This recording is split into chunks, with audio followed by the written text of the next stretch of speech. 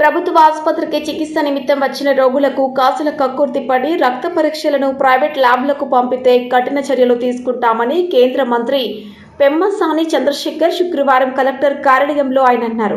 పేదలు వైద్యం కోసం వస్తే పరీక్షల పేరుతో వేల రూపాయలను వసూలు చేసే ల్యాబ్లకు పంపడం సరికాదన్నారు.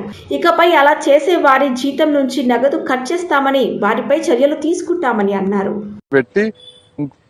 అక్కడక్కడ పోస్ట్ గ్రాడ్యుయేట్ డాక్టర్స్ కానీ కొంతమంది డాక్టర్స్ కానీ ఇంకా ప్రైవేట్ ల్యాబ్లకి టెస్టులు రాస్తా ఉన్నారు.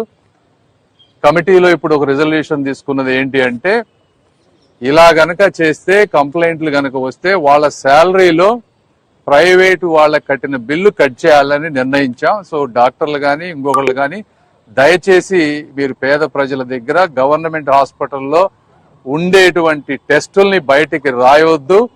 రాస్తే జీతాలు కట్ చేస్తాం, తర్వాత సీరియస్ ఎథిక్స్ యాక్షన్ కూడా తీసుకోవాల్సి వస్తుంది. సో అదొకటి తప్పనిసరిగా చేయబోతా ఉన్నాం.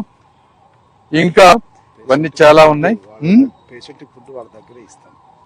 మీరు చెప్పండి మిగిలిన ఈ 60 పాయింట్లు ఇష్యూస్ డిస్కస్ చేసి చాలా వరకు రిజాల్వ్ చేసాం ఈ కమిటీలో. డెఫినెట్ గా హాస్పిటల్లో పేదవాళ్ళకి అందరికీ కూడా మంచి జరుగుతుందని నేను భావిస్తా ఉన్నాను. ఈ కార్యక్రమాన్ని చేసినటువంటి సూపరింటెండెంట్